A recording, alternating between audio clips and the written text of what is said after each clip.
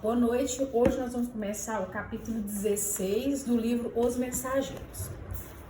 No poço de socorro, deslumbrava minha visão do castelo soberbo. Incapaz de exprimir minha admiração que me dominava, acompanhei Aniceto em silêncio. Com grande surpresa, entretanto, verifiquei que a construção magnífica não se mantinha sem defesa. Cercavam-no pesados muros numa extensão que meus olhos não conseguiam abranger.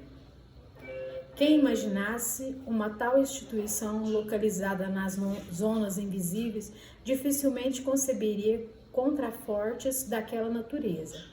A noção do céu e inferno, fundamentalmente arraigada na mente popular, não deixava perceber que os homens, de modo geral, não se modificavam com a morte física. Com a troca de resistências, não significa mudar de personalidade para criaturas comuns. Espantado, notei que o nosso orientador fazia mover quase imperceptível campainha, disfarçado na muralha. Creio que se Aniceto estivesse só, não precisaria dessa experiência, dado seu poder espiritual acima de todas as resistências grosseiras. No entanto, estávamos em sua companhia, e mais uma vez quis igualar-se a nós, por fidalgia de tratamento. Isso aqui é interessante, que assim, como ele era um espírito mais evoluído, né, ele, para poder estar junto com os outros, ele baixava o padrão vibratório dele para igualar aos outros. Qual grandioso que é aquele espírito superior, né, para não querer mostrar que ele é melhor do que ele está em situação melhor do que os outros, né? Ocultar a própria glória ocultar a própria glória é do código do bom tom nas sociedades espirituais nobres e santas. Atendendo-nos, dois servidores abriram a porta extremamente pesada, que rodou nos gonzos como se daria em qualquer edificação mais antiga no plano terrestre. Salve, mensageiros do bem, disseram ambos ao mesmo tempo, fixando Aniceto em atitude reverente. Aniceto levantou a mão, que se fez luminosa nesse instante, e balbuciou umas palavras de amor, retribuindo as saudações respeitosas. Entramos. Fiquei admirado. Pomares e jardins maravilhosos perdiam-se de vista.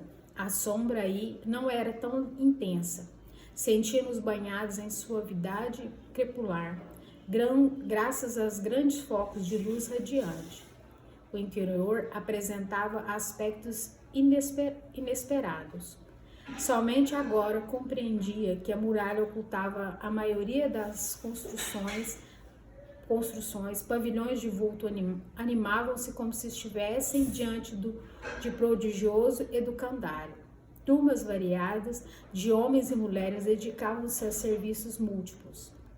Ninguém bem parecia dar conta de nossa presença, tal interesse que o trabalho despertara em cada um.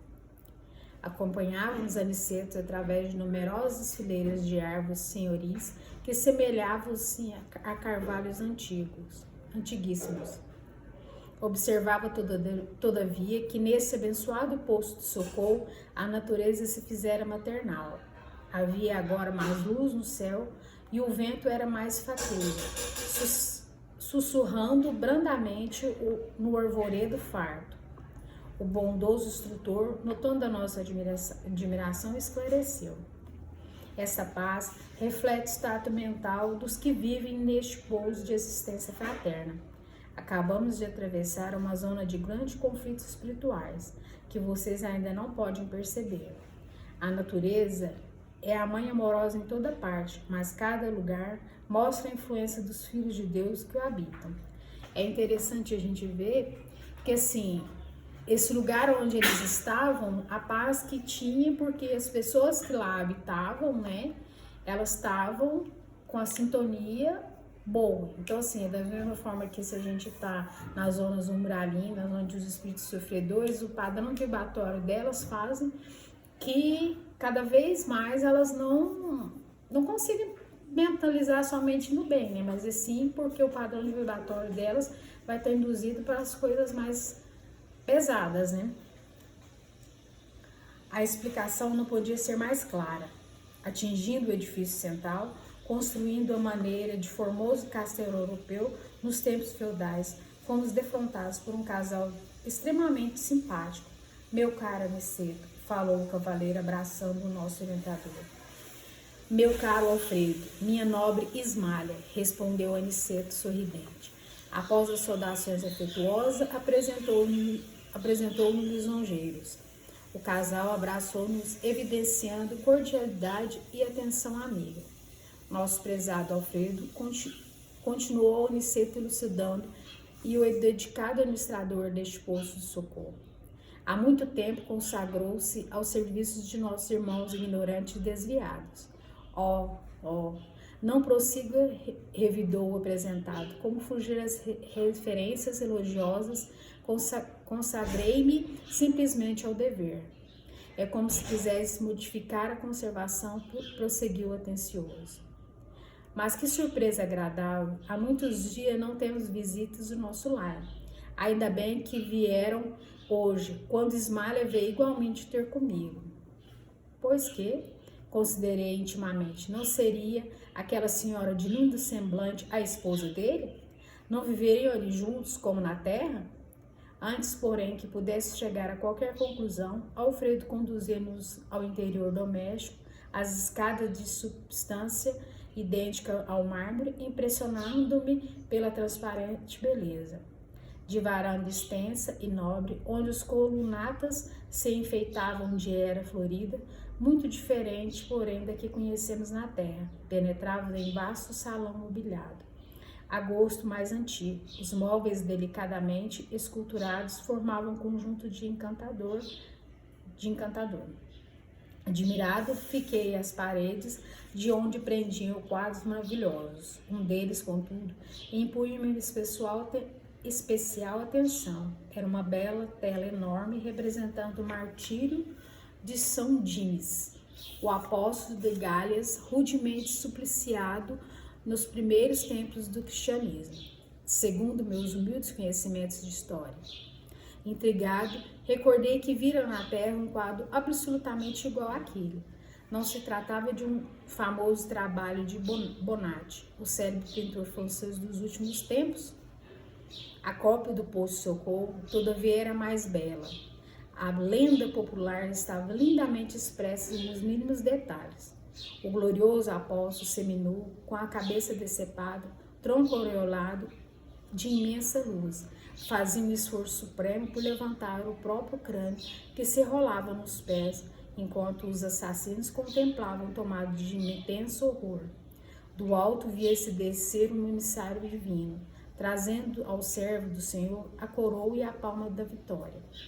Havia, porém, naquela cópia profunda luminosidade, como se cada pincelada contivesse movimento e vida. Observando-me admiração, Alfredo falou sorrindo. Quando nos visitam pela primeira vez, estima a contemplação dessa cópia soberba. Assim, retruquei, o original, segundo estou informado, pode ser visto no Panteão de Paris. Engana-se, elucidou meu gentil interlocutor. Nem todos os quadros, como nem todas as grandes composições artísticas, são originalmente da terra. É certo que devemos muitas criações sublimes à celebração humana, como neste caso, o assunto é mais transcendente. Temos aqui a história real dessa tela magnífica. É interessante aqui ver que, assim, o espírito, na hora que está dormindo, vai lá no plano espiritual, né?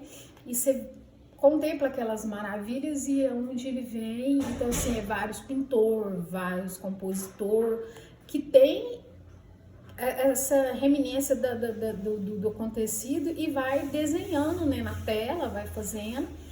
E, assim, mas só que a cópia original mesmo, o original está no plano espiritual e não aqui na Terra, né? Como diz, né? Aqui a Terra é uma cópia imperfeita do plano espiritual, né? Então, assim, você fica naquela lembrança, não, lógico, não a lembrança toda, mas daquela visão que você teve quando estava dormindo, que você foi lá, visitou, e foi onde ele pintou essa tela, né? Temos aqui a história real dessa tela magnífica. Foi idealizada e executada por nobres artistas cristãos, numa cidade espiritual muito ligada à França. Em fins do século passado, embora estivesse retido no círculo carnal, o grande pintor de Boianoz visitou essa colônia em noite de excelsa inspiração, que ele humanamente poderia classificar de maravilhoso sonho, desde o minuto em que viu a tela. Fiorentino Bonatti não descansou enquanto não o reproduziu, palidamente em desenho que ficou célebre no mundo inteiro.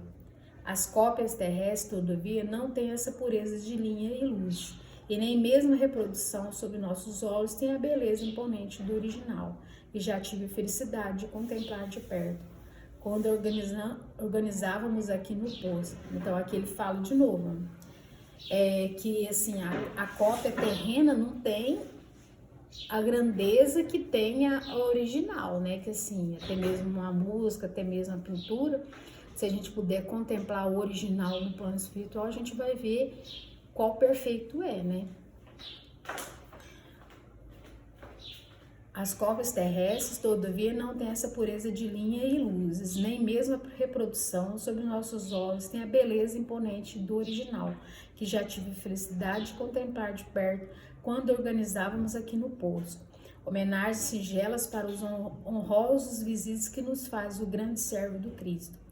Para movimentar as providências necessárias, visitei pessoalmente a cidade espiritual que me referi. Grande espanto apossou-me do coração. Vi agora explicada a tortura santa dos grandes artistas divinamente inspirados na criação de obras imortais. Agora reconhecer que toda arte elevada é sublime na terra, porque traduz visões gloriosas do homem na luz dos planos superiores. Parecendo interessado em contemplar meus pensamentos, Alfredo considerou. O gênio construtivo expressa superioridade espiritual com livre trânsito entre as fontes sublimes da vida. Ninguém cria sem ver, ouvir ou sentir, e os artistas de superior mentalidade costumam ver, ouvir e sentir as realizações mais altas no caminho para Deus. Mas voltando-se à fábula para Aniceto, exclamou: no entanto, o momento não comporta divagações. Sentemo-nos, devemos estar cansados de prosseguição difícil, necessitam refazer energias e repousar algum tanto. Então, assim, que interessante é nesse posto de socorro que ele vem mostrando, né, qual lindo que não deve ser, né, que assim, pomar, tudo assim, as contemplações de arte, tudo assim, tão bonito que é, né, e é importante ter esse ambiente calmo para o tratamento que vai ser feito, né. E agora, assim, vou dar espaço para quem quiser falar mais alguma coisa.